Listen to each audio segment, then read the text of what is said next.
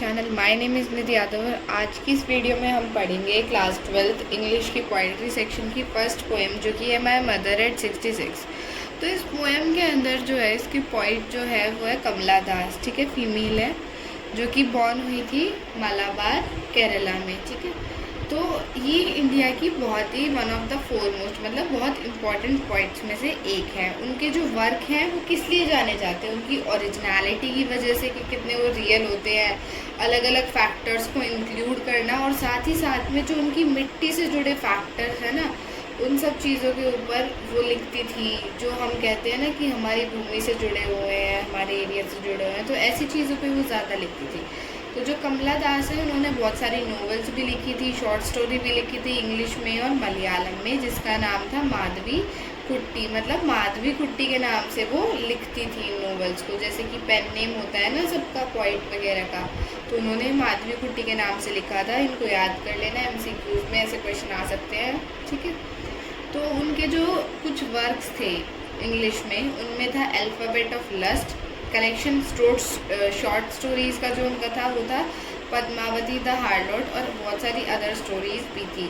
उनकी 5 ऐसी बुक्स थी पोइट्री की, और वो एक सेंसिटिव राइटर्स थी जो कि ह्यूमन रिलेशंस को कैप्चर करती थी। जैसे कि इस वाली पोम के अंदर जो है एक मदर और डॉटर का रिलेशन है, तो ऐसे वो ह्यूमन रिलेशंस को एक लिटिकल इडम में जो है लिखती थी। तो बात कर लेते हैं इसमें स्टार्टिंग क्या हो रही है। तो जो पोइट हैं वो बताती हैं कि कैसे उनकी जो मदर है, उनकी एज बढ़ती जा रही है, और वो अपने रिश्ते को एक्सप्लेन करती हैं अपनी मदर के साथ। तो सबसे पहले स्टेंजा में पोइट कहती हैं कि driving from my parents home to Cochin last Friday morning I saw my mother beside me. कि वो जो है अपने घर से, अपने पेरेंट्स के घर से कोचीन जा रही थी। ठीक है, लास्ट फ्राइडे की बात है, मॉर्निंग की, और उन्होंने अपनी मदर को देखा अपनी साइड में। तो डोज, अब डोज का मतलब है जैसे हल्की झपकी ले लेते हैं ना, तो उनकी मदर जो है, हम कहते हैं ना कि आंख लग जाती है थोड़ी सी झपकी लेना, तो उनकी मदर झपकी ले रही थी। उनका मुंह जो था वो खुला था, और उनका फेस जो है, हर face ashen like that of a corpse. उनका जो फेस है वो बिल्कुल राख की तरह हो रखा था, जैसे कि एक डेड बॉडी का फेस होता है ना, जिसका कलर बिल्कुल उड़ा रहता है, कलरलेस फेस होता है वो। और फिर उन्हें रियलाइज हुआ पेन।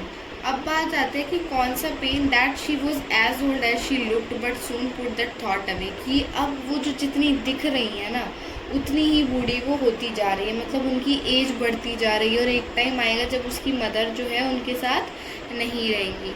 ठीक है, तो उन्होंने जो है अपने इस ख्याल को दूर भगाने की कोशिश करी कि यार देखो, एज तो सबकी होती है, एक दिन मरना सबको ही है।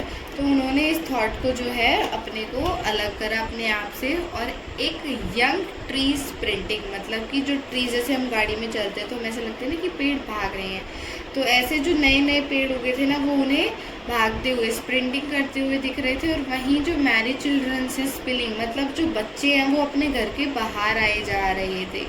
But after the airport security check standing a few yards away. But जब जो वो है पॉइंट है, वो सिक्योरिटी चेक के लिए एयरपोर्ट पे जब हम सिक्योरिटी चेक कराते हैं, जो हमारे साथ में होता है वो दूर खड़े हो जाते हैं, जैसे कि इस पिक्चर में है ना, तब उनकी मदर जो है कुछ डिस्टेंस पे उनसे खड़ी थी।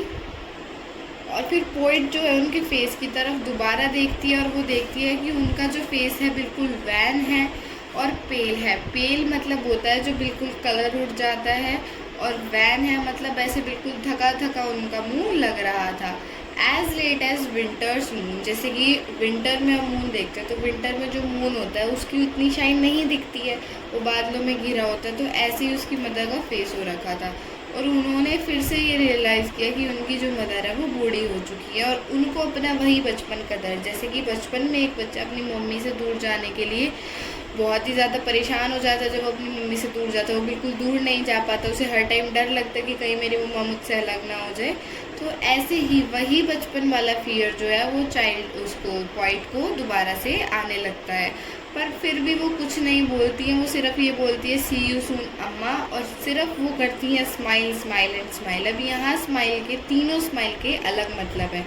तो स्माइल में है कि एक पेनफुल स्माइल है, अपने दर्द को छुपाने के लिए उन्होंने स्माइल किया। एक उन्होंने स्माइल इसलिए बोला कि जो है कि होप कर रही हैं कि अगली बार आएंगी तो भी उन्हें उनकी मम्मी मिलेगी, ठीक है। वैसे भी वो दूर जा रही थी तो उन्हें दूर जाने का जो है दर्द हो रहा था कि जुदाई वाला, अपनी मम्मी से अलग हो रही थी वो, तो उन्हें अच्छा नहीं लग रहा था, बुरा फील हो रहा था।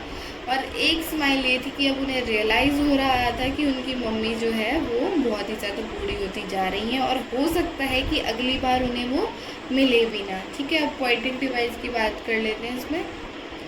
तो यहाँ पे जैसे इस लाइन में है ओपन माउथ और फेस एशन लाइक, जहाँ पे लाइक आ जाता है वहाँ पे सिमिली होता है, तो यहाँ पे सिमिली है, ठीक है।